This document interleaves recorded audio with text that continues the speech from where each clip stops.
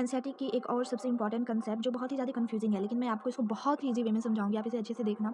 तो let's get start. तो चलो बताती हूँ मैं। फोटो सिस्टम 2 के लिए 680 आता है, फोटो सिस्टम 1 के लिए 700 आता है। इसका सिंपल मीनिंग ये होता है कि मुझे इतनी वेवलेंथ वाली एनर्जी चाहिए, ना कि वेवलेंथ चाहिए, ऐसा होता है। इतनी वेवलेंथ वाली जो एनर्जी होती है, जो कि इस फॉर्मूला से आता है एच लेमडा। यहाँ पे इस लेमडा की वैल्यू पुट करोगे, जो तुम्हारी एनर्जी आएगी, इतनी एनर्जी मुझे रिक्वायर्ड होती है फोटो सिस्टम को एक्साइट कराने के लिए। ओके, तो जैसे 680 वेवलेंथ है, तो इस पे जो मेरी एनर्जी आएगी उतना एनर्जी मुझे फोटो सिस्टम 2 को एक्साइट करने के लिए चाहिए। वही 700 वेवलेंथ पे जो मेरी एनर्जी आएगी उतना फोटो सिस्टम 1 के लिए चाहिए।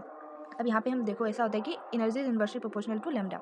ओके, तो अब तुम्हारा क्या हुआ कि अगर मैं लेमडा ज़्यादा लूँगी तो मेरा एनर्जी डिक्रीज हो जाएगा, वही मैं लेमडा कम लूँगी तो एनर्जी मेरा इंक्रीज हो जाएगा। अब वही बताओ, अगर मैं 680 से कम वाली वेवलेंथ लूँ तो मेरा एनर्जी जितनी रिक्वायर्ड थी 680 वाली रिक्वायर्ड थी, लेकिन मैं 680 से ज़्यादा एनर्जी ले रही हूँ, ठीक, क्योंकि मैंने वेवलेंथ कम कर दिया, इसलिए मेरी एनर्जी ज़्यादा होगी, यानी मेरी जो रिक्वायर्ड एनर्जी थी वो ज़्यादा हमको मिल रही है, तो इसलिए वो एक्साइट तो कर ही जाएगा।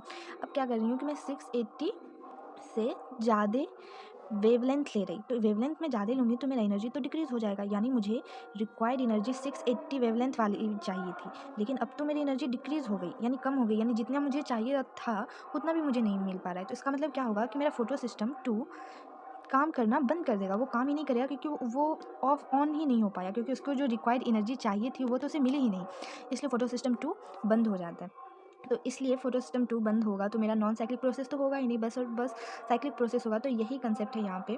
आप इसे वापस पढ़ो, इसमें बोला गया कि बियॉन्ड 680 नैनोमीटर से अगर ज़्यादा वेवलेंथ लोगी तभी तुम्हारा साइक्लिक फॉस्फोराइलेशन हो पाएगा, क्योंकि 680 से ज़्यादा अगर तुम लोगी तो तुम्हारी एनर्जी डिक्रीज़ हो जाएगी। एनर्जी डिक्रीज़ हो जाएगी मीन्स जितनी मुझे रिक्वायर्ड थी उससे कम एनर्जी मिल रही है। कम एनर्जी मिलेगी तो मेरी फोटो सिस्टम 2 ऑफ ही रह जाएगा, ऑन ही नहीं हो पाएगा। तो ऑन नहीं हो पाएगा तो फिर मेरा नॉन साइक्लिक प्रोसेस भी नहीं होगा, सिर्फ और सिर्फ साइक्लिक प्रोसेस होगा। आप इसे आप एक बार खुद से पढ़ो, आपको ये मीनिंग बहुत अच्छे से समझ आएगी। Thank you.